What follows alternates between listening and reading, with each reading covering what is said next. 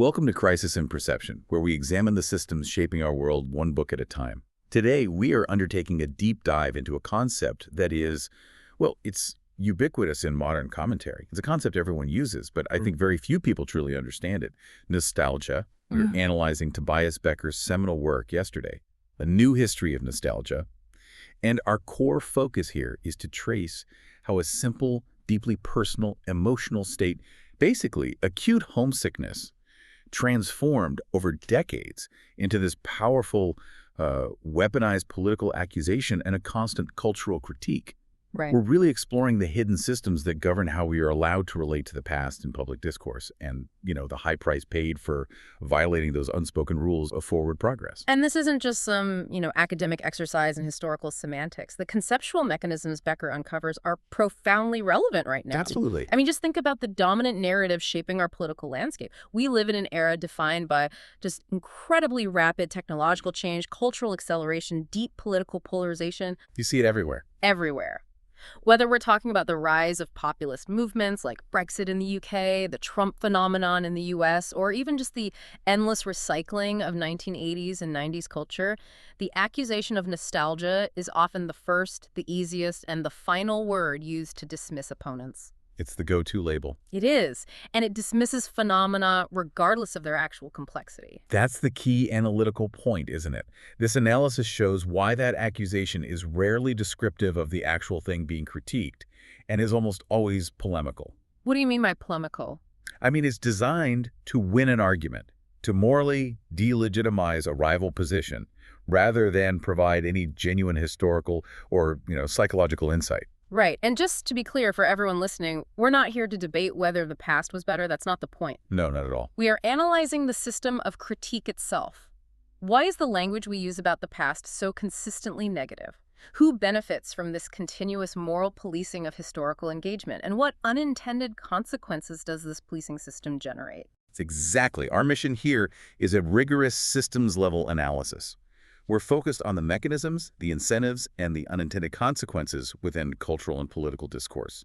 We want to go beyond the surface emotion to understand the structural role this one little term plays in modern Western societies. Okay, so let's get into it. So let's unpack this source material that anchors our deep dive, Tobias Becker's yesterday. A New History of Nostalgia. It's a conceptual and historical study that just meticulously maps the cultural, political, and semantic evolution of this single, very loaded term. What's really crucial to understand about Becker's methodology is its transnational lens. He approaches the nostalgia discourse by primarily focusing on the US and the UK, which makes sense. They're the two nations where the term has been debated most heatedly in the latter half of the 20th century. Right. But, and this is key, he critically integrates comparisons with contexts like West Germany and France. And why is that transnational comparison so important? What does it reveal? Well, it immediately challenges a very common, and I'd say often lazy, critique. The tendency to frame nostalgia as a specific, isolated national pathology. You mean like saying, oh, that's just the British being obsessed with their imperial past? Exactly that. Or German nostalgia being simply about post-unification trauma. By showing the discourse itself, the critique is transnational, he demonstrates that it's a shared feature of Western modernity. It's an internal mechanism of progressive thought, rather than just an effect of one country's decline. That's a huge shift in perspective. So it's not a bug, it's a feature of modernity itself. Precisely. And the origin of the term is the perfect example of how much context changes meaning. This was the first major aha moment for me in the book because it's so far removed from how we use it today. It's almost unrecognizable. It really is. The term was coined way back in 1688 by a Swiss medical student named Johannes Hofer. He didn't coin it as a form of temporal longing, yearning for the past, but as a medical term for acute homesickness, a spatial longing. And we need to be clear, this wasn't just like a philosophical homesickness. It was treated as a severe physical malady. A disease. A literal disease. Hofer named it by combining the Greek words nostos, meaning return home, and algia, meaning pain. It was seen as a disorder tied to specific groups like Swiss mercenaries fighting abroad for long periods or students sent far away from home. And the symptoms were physical. Right, not just feeling sad. Oh, absolutely. Debilitating anxiety, constant crying, physical malaise, and in some documented cases, even death.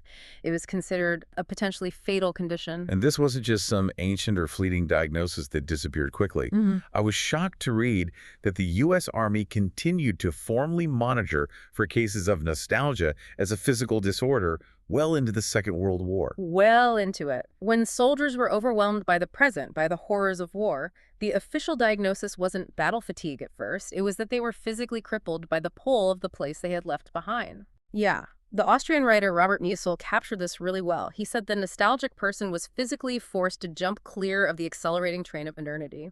It was framed as a physical inability to keep pace with an industrializing, globalizing world. The very definition of being stuck in the wrong time, or really the wrong place. So what's truly remarkable is how slow and gradual the semantic shift was. I mean, the transition from this spatial homesickness to our modern temporal longing, the sentimental longing for a period of the past, took nearly 300 years to formalize. It's an incredibly slow burn. It really only began appearing in major American dictionaries like Webster's with that temporal definition in 1961. The concise Oxford Dictionary of Current English followed in 1964. That timing is incredibly significant, isn't it? The word was there kind of dormant in military medical history, but suddenly in the early 60s, the culture needed it for something new. Exactly. And once it acquired this temporal meaning, coinciding precisely with the massive cultural and political upheavals of the 1960s, its use in the popular imagination just absolutely exploded by the early 1970s. And in that cultural explosion, it completely vanished from medical dictionary. It migrated completely from pathology to polemics. So once this new linguistic tool was forged, the central question becomes, what did critics actually do with this new powerful concept? And that brings us right to Becker's central thesis. Since acquiring its temporal meaning in the mid-20th century, nostalgia has been understood and used almost exclusively as a negative critical term. It's never a compliment. Never. Its singular function in public discourse has been to serve as an accusation of backward-lookingness. And because backward-lookingness is, rhetorically the opposite of modernism, the accusation implicitly functions as a defense of linear, rational Western progress. It is the rhetorical equivalent of declaring, you are fundamentally irrational because you are focused on the past. That's it. It shuts down the conversation. That framework nostalgia as an accusation that defends progress is the systemic lens we need. So let's unpack the development of this negative system of critique, starting with the cultural stress that provided the initial fodder for the diagnosis, the idea of future shock. Right. The writer Alvin Toffler, with his hugely influential 1970 book Future Shock, basically provided the intellectual framework that made this new temporal definition of nostalgia so useful to commentators. Toffler wasn't talking about the 1688 version. He was talking about a cultural phenomenon. He's the one who popularized the notion of a nostalgia wave, right? He saw it as a cultural diagnosis. He did. A desperate emotional retreat by individuals who were experiencing the sheer acceleration of change, the overwhelming information overload, and the sense of impermanence that came with post-industrial modernity. So the idea was the future was arriving too fast, and the past became a kind of psychological defense mechanism. And sociologists quickly refined this mechanism. Fred Davis's influential 1979 study, Yearning for Yesterday, linked this cultural phenomenon to a specific identifiable source of stress. He argued that the 1970s cultural craze for the 1950s, which was everywhere. Oh yeah, films like American Graffiti, the TV show Happy Days. Exactly. And all the ubiquitous press coverage with headlines like the Nifty 50s, Davis argued this was a direct compensatory response to the massive identity dislocation of the 60s. That makes perfect sense. I mean, you have the counterculture, the Vietnam War, civil rights movements, the end of consensus politics. The 60s created this massive social and political turbulence. So the past, specifically the Eisenhower era 1950s, was retrospectively assigned a quality of stability, security, and solidity.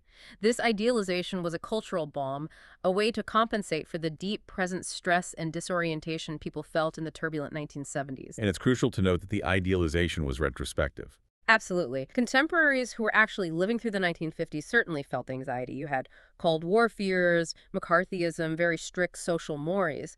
But by the 1970s, those anxieties were kind of sanded away, leaving only this reassuring image of the nuclear family and steady economic growth. And this diagnosis immediately resulted in a kind of cultural anxiety, with critics sounding the alarm that the culture was in retreat, that it was turning its back on the modern frontier. So, a word that was initially used to diagnose a physical disease became a primary tool for diagnosing cultural illness. But the real political utility of nostalgia only became apparent the moment it moved from critiquing a film to critiquing a rival's entire political platform. And that shift actually happened a little bit earlier. The phrase politics of nostalgia itself emerged in the 1950s, used by the liberal American historian Arthur M. Schlesinger Jr. as part of his attack on the perceived conformism of the Eisenhower era. So from the very beginning, it was a political weapon. From the moment of its political genesis, the phrase functioned explicitly, in the words of political scientist Michael Kenny, to delegitimize a rival argument. The function is to automatically associate the rival argument with irrational emotional sentiment.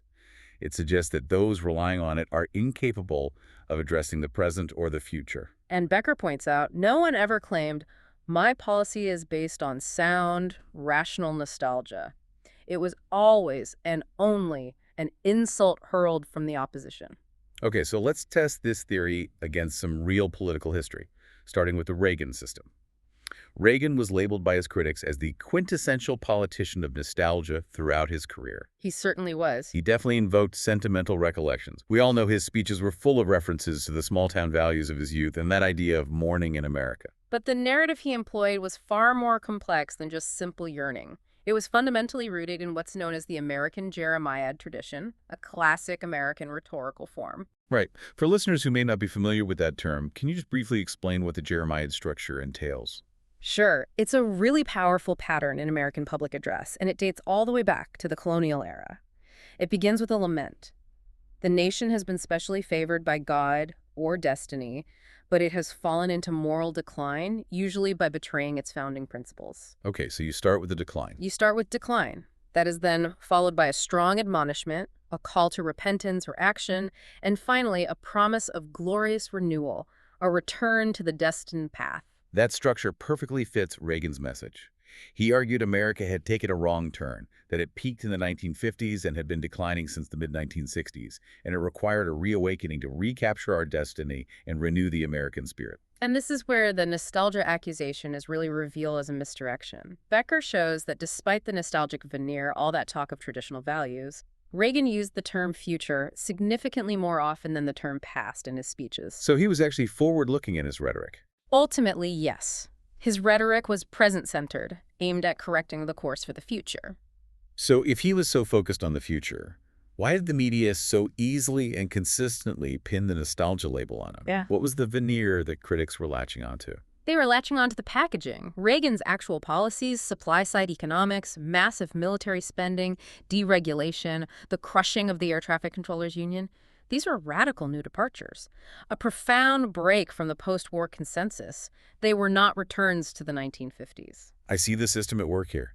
By dressing his politics in the clothes of the past, as Becker puts it, Reagan disguised their profoundly disruptive and novel character. Exactly. He used the language of tradition to introduce radical change. And his critics focused so much on the nostalgia accusation that they missed the radical anti-consensus policy break that was happening in real time. The accusation served as a perfect smokescreen. A perfect smokescreen. It enabled the administration to say, we are simply returning to what worked, when in reality, they were charting a path that no post-war American administration had ever dared to take. And we see a profoundly similar and successful political mechanism operating across the Atlantic with the Thatcher system, which was often described as modernization and mufti modernization cloaked in traditional clothes. Yes, Thatcher famously championed Victorian values, and her critics, like the historian Raphael Samuel, initially interpreted this simply as soft-focused nostalgia, a sentimental, rose-tinted view of the past that conveniently ignored the poverty and inequality of the Victorian era. But the deeper political meaning was a highly strategic use of rhetoric. Championing Victorian values was a shorthand way of explicitly repudiating the specific elements of the post-war state consensus and the permissive 1960s that she absolutely despised. Her primary targets were state intervention, the perceived over-reliance on the welfare state, and, above all, the power of the trade unions. So by invoking the supposed self-reliance, thrift, and industry of the Victorian middle class, her traditional rhetoric made genuinely radical economic and political projects. Like privatization of state industries, British Telecom. Exactly. And the dismantling of the post-war welfare state. It made all of that more palatable to the voters. It presented disruption as a moral restoration. And the system creates a reinforcing loop here, because the more vehemently the political lefts reacted against the idea of Victorian values, the more they inadvertently confirmed Thatcher's moral argument. That's a great point. She got to claim the mantle of moral tradition, and her radical projects were then seen not as economic experiments, but as a necessary moral crusade against a decadent, welfare-dependent present. It gave her what Becker calls a certain moral brand. The term nostalgia here was not descriptive of the policies at all, which were aggressively forward-looking in their vision of a market-led future. It was an ideological missile aimed at the perceived moral failure of the critique's target.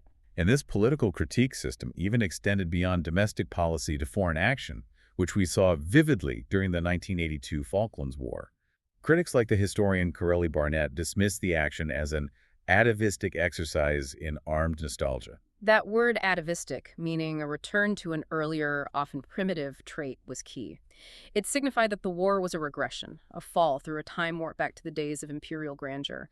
It implied it was an impossible and unwanted return. So in every one of these political contexts, Schlesinger, Reagan, Thatcher, the Falklands political nostalgia is assigned from the outside by the opponent to rhetorically invalidate the policy or the action as irrational and backward. That's the consistent pattern. Okay, so if the critique was polemical in politics, it became absolutely overwhelming in culture. Pop culture constantly revisits the past, and critics use the nostalgia label to police the boundaries of aesthetic innovation. It seems like every single decade, from the 1970s onward, has seen critics declare that the present is inferior, derivative, and merely recycling past styles. Yeah, what Becker terms putting history into shuffle mode. Exactly. And here we need to differentiate the term retro. Retro originally emerged from the counterculture. You have to think about young people embracing secondhand clothes in the late 60s as an explicit rejection of disposable corporate fashion. The idea was to reuse, repurpose, reject mass production. And the term was later propelled into high fashion by Yves Saint Laurent's scandalous 1971 collection. That's right. And that collection wasn't just scandalous because it was a 40s look. It was scandalous because the critics were appalled that it reminded people of the 1940s under the German occupation. The past, in this context, was morally fraught, and using its aesthetics was deemed irresponsible. Yet many of these early revivals were actually inherently forward-looking and experimental. They served as a template for new creation. Take the rock and roll revival. Acts like Sha Na Na, who are often seen as peak nostalgic kitsch, explicitly rejected that label. Their manager stated, they don't like being regarded as quaint curios of the past or being limited by nostalgic bullshit. So what did they see themselves as doing? They saw themselves as taking selected elements of the past, cleaning them up, and giving the old songs a contemporary impetus. They were creating something new out of old parts. And crucially, these reactionary impulses often fed directly into truly innovative movements. Punk music in the late 70s, which seems so radically new, was explicitly described by some as just real good basic rock and roll, born directly from that earlier 1950s rock revival. So critics just applied the pejorative nostalgia label to uses of the past they rejected as aesthetically bad taste or superficial, or simply not progressive enough for their liking. The same ambiguity surrounds film analysis. I'm thinking of Frederick Jameson, the hugely influential Marxist critic. He considered films like George Lucas's American Graffiti from 1973 to be the inaugural film of the nostalgia film aesthetic. He argued it tried to recapture the mesmerizing lost reality of the Eisenhower era. Right. That was his reading. But wasn't that reading immediately contested? It was, very strongly. Many contemporary critics, including Roger Ebert, experienced it not as a yearning, but as a form of culture shock. So the opposite of nostalgia. Pretty much. The film didn't invite the audience into the 1950s. It drove home how incomparably distant the passing of time had rendered the era. I mean, the famous ending where the fate of the central characters is revealed emphasizes that the most stable character dies tragically in Vietnam. It reinforces that there is Simply no way back to the 50s. So the complex reaction of distance and memory and shock was entirely lost when critics just applied the simple, damning label of nostalgia. It flattened the whole experience. This conceptual system then took a surprising, and I think highly confusing, turn in the 1980s with the rise of postmodern theory. Yes, and this is where we need to slow down and clarify a crucial analytical distinction, one that Becker argues critics consistently failed to make. Postmodern thinkers like Jameson and Jean Baudrillard noted what they called a crisis in historicity. Okay, a crisis in historicity. What does that mean in simple terms? It means they argued that the past was effectively dead, that the present, defined by endless consumption and simulation, was consuming history itself. So people weren't longing for the actual past because they no longer had real access to it. What they longed for was what? The idea of the past. Pastness, that's the term they used. The aesthetic veneer or simulation of history, like the fetishized history, immediately preceding the present, which is often just presented as style or fashion. This sounds like a critique of presentism, the collapse of temporal boundaries, where all historical periods just coexist as simultaneous aesthetic options. You lose the sense of a distinct, accessible past altogether. That's exactly what it is. Think of a streaming service that puts the 1970s, 80s, and 90s into a continuous, undifferentiated shuffle mode. But here is the analytical flaw that Becker points out, right? Critics continue to use the term nostalgia to describe this very state of presentism. Precisely. And that's the contradiction. Nostalgia, by definition, implies a yearning for a distinct past, a time that is clearly delineated and understood to be separate from the present. If the very structure of time has collapsed, as postmodernists argued, and all we have is simulated pastness, how can we truly be nostalgic? So the critics were using an obsolete term rooted in linear time to criticize a new, nonlinear temporal reality. Exactly. And this contradiction became the core analytical flaw of the entire critical system. It was a dead end. That system of critique was then institutionalized not just in fashion and film, but in the physical landscape, particularly during the heritage boom, which focused on conserving buildings and artifacts. We're talking about the massive growth of conservation societies, family history research, which exploded after the TV series Roots in 1977, historical reenactments, and history museums, all starting in the 1960s and 70s. And the initial impulse for this boom was genuinely conservationist. It began as an explicit anti-modernist critique. It was a popular reaction against the excesses of modernist distraction, the relentless post-war clearance of old houses, the beaching axe closures of huge portions of the British railway network, and, the collapse of modernist high-rise developments like Ronan Point in 1968, which really symbolized architectural failure. And the movement to save key Victorian architecture, like the effort to preserve St. Pancras Station in London, was framed by its proponents as a form of progress. Right. They saw it as a replacement of the ethics of modernity with the ethics of conservation. They saw themselves as fighting for a more humane future. But the critics immediately applied the nostalgia diagnosis, pathologizing the whole movement. Of course they did. Influential figures like Patrick Wright and Robert Hewison argued the preservation movement was simply an excess of sentimental, anti-modernist, escapist nostalgia, a fearful, backward-looking retreat from reality. They accused preservationists of trying to prevent old buildings from being pulled down and new buildings from being put up, effectively stalling progress.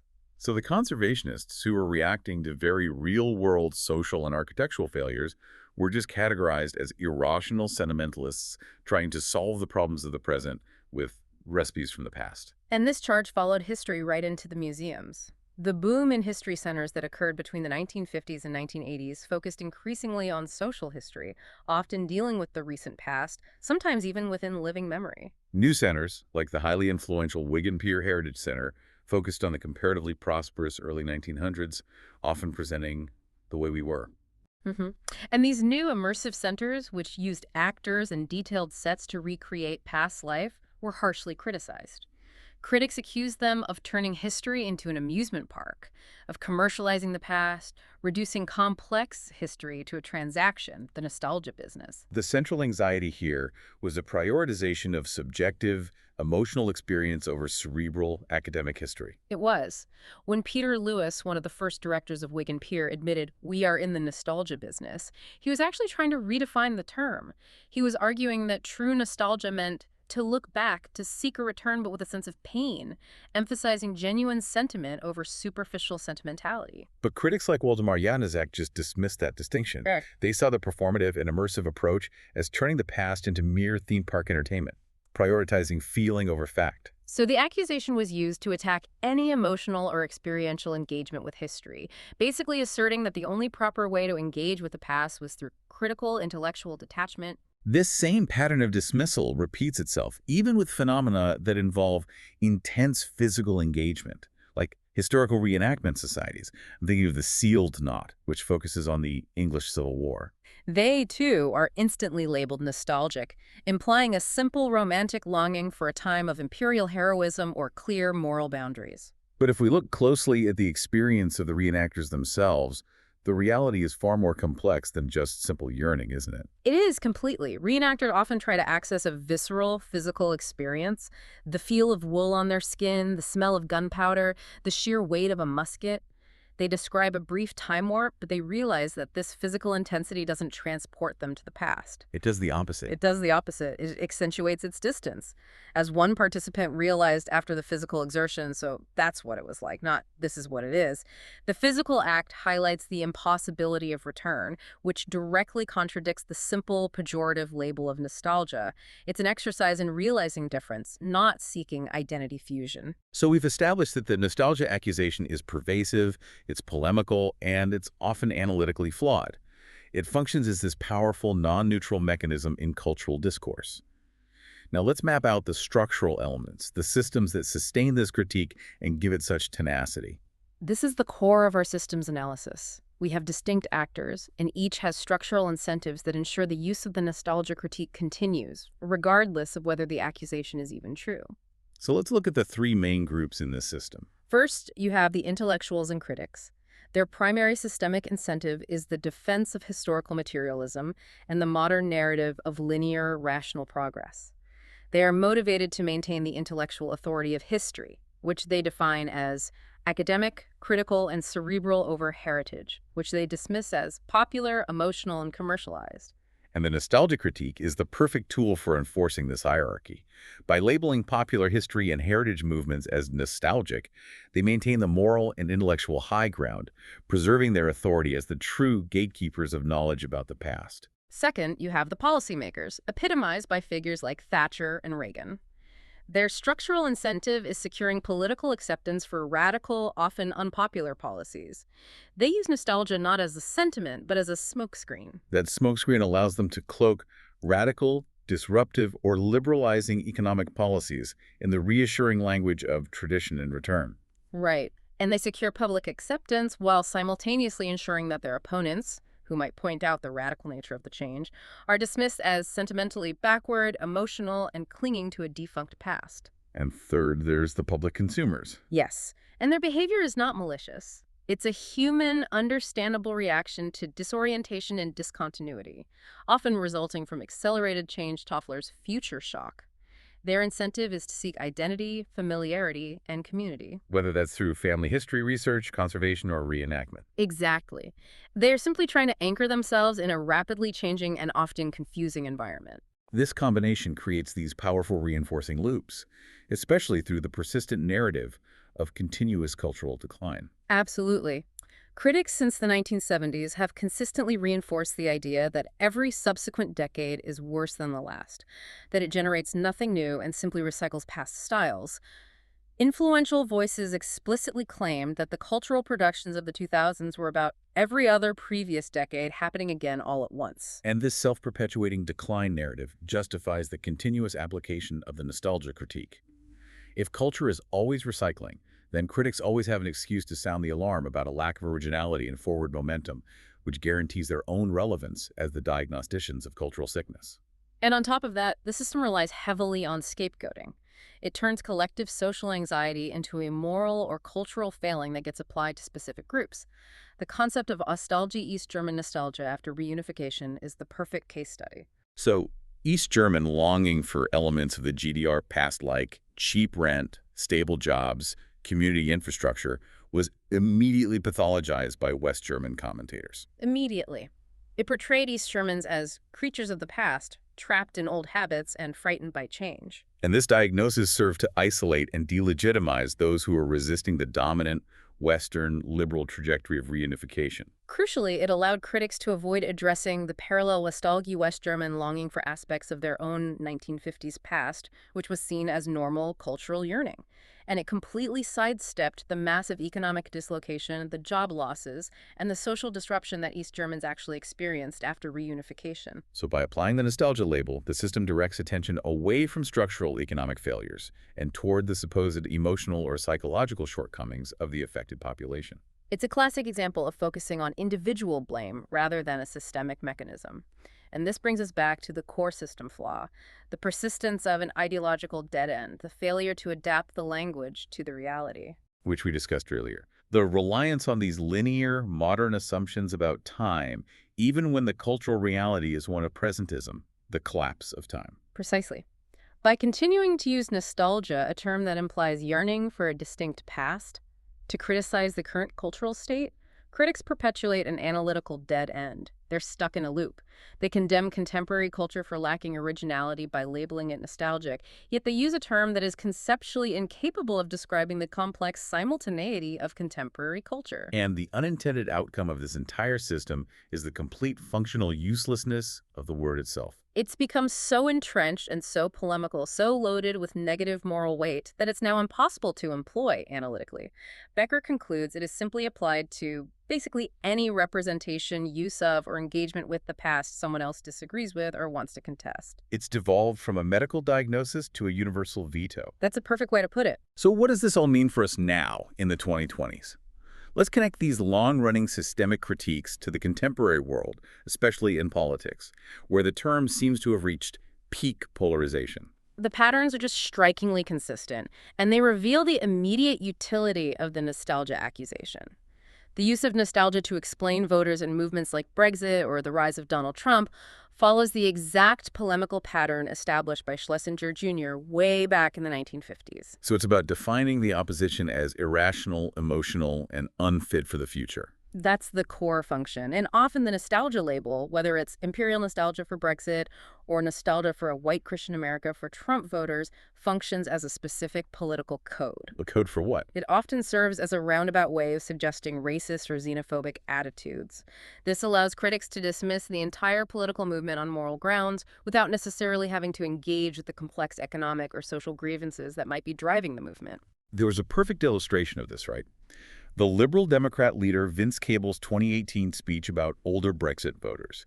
He claimed they were driven by a nostalgia for a world where passports were blue, faces were white, and the map was colored imperial pink. Right. The term nostalgia there became the pivot point. It was universally understood by critics and opponents alike as a suggestion of deep-seated xenophobia. The power of the accusation is that it allows the moral high ground to be secured instantly.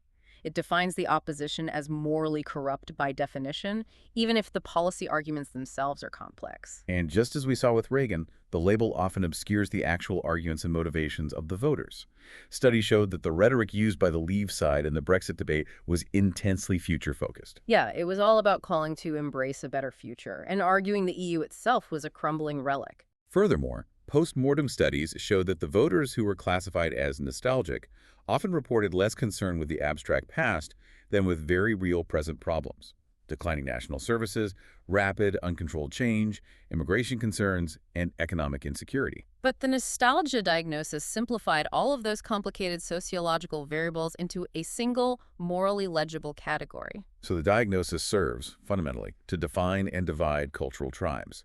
We see this explicitly in frameworks like David Goodhart's progressive anywheres, those who broadly welcome change and are not nostalgic, versus the rooted somewheres, those defined by place, community, and tradition, who are then labeled as nostalgic. And nostalgia thus becomes the central moral category for defining and dividing opposing political identities. It simplifies complex social issues, allowing commentators to apply a quick moral test. Are you forward-facing and modern, or are you backward-facing and emotionally impaired? Moving beyond politics, the cultural acceleration diagnosed by Toffler just continues to accelerate, leading to what some are calling pluritemporality. Which is really the inevitable coexistence of different moments in time, all simultaneously available. Pluritemporality is the lived consequence of this system. The culture of endless, rapid revivalism we see today, where the aesthetics of the 1970s, 80s, and 90s are all constantly resurfacing in shuffle mode, is a function of this system. And cultural borrowing and innovation happen faster and less linearly than ever before. Everything is present, and therefore nothing is truly distinct. Which guarantees that critics will continue to use the flawed term nostalgia to critique this state of pluritemporality, because the very mechanisms and incentives we've mapped out are still operating within the institutions of criticism. Yes, the intellectuals still defend the hierarchy of critical history over sentimental heritage. The policymakers still use traditional language to disguise radical policy shifts. And the public still seeks familiarity and anchoring in a world defined by information overload and acceleration. The system is completely self-reinforcing. Ultimately, the source material forces us to revisit the core theme of crisis and perception. This entire analysis shifts the focus entirely from individual failing, the idea that you are personally too emotional or too backward-looking, to systems of blame. Precisely. The critical language surrounding nostalgia is an institutional mechanism. It's a systemic tool designed to enforce a particular ideology of time, that linear progress is the only rational, virtuous path, and to discredit any alternative worldviews or engagements with the past as symptoms of cultural or political sickness. And the power of the nostalgia accusation lies in how deceptively neutral it appears. It seems like a simple aesthetic or emotional judgment, bad taste, sentimentality, or emotional yearning, but it carries this immense moral weight. Right. It allows critics to wield moral authority without ever having to make an explicitly moral or political argument. This makes it a highly effective, nonpartisan way to dismantle opposition, whether it's against a conservative politician or a new architectural movement. Therefore, the debates over heritage, pop culture, and politics all share the same powerful, embedded moral subtext. Looking forward is virtuous and rational, while looking back is cast as a sign of cultural or political sickness. A powerful moral narrative deeply embedded in the institutions of criticism that shape Western modernity. So to summarize the key insight that Becker provides, nostalgia is an old accusation constantly applied to new contexts. Its function is fundamentally twofold. First, it serves to mask the radical, disruptive nature of change in politics and culture, preventing us from seeing radical new policies for what they are. And second, it distracts us from fundamental systemic conflicts by redirecting blame toward emotional or aesthetic failings. And why this awareness matters is essential for critical thinking today. The moment you hear the word nostalgia used in public discourse, whether it's about music, architecture, or voters, you should immediately employ this critical lens. Ask yourself, what underlying policy, what real economic anxiety, or what radical change is this accusation attempting to delegitimize? Understanding the term's history gives you a crucial tool for seeing past the moralizing judgment and into the actual political or cultural mechanism at work. Which brings us to a final, open question. Given the persistent entanglement of this concept with modern anxiety, with time, and with history, the fact that critics keep using this flawed term even when what they really mean is presentism, is the critical focus on nostalgia something we are doomed to repeat in perpetuity?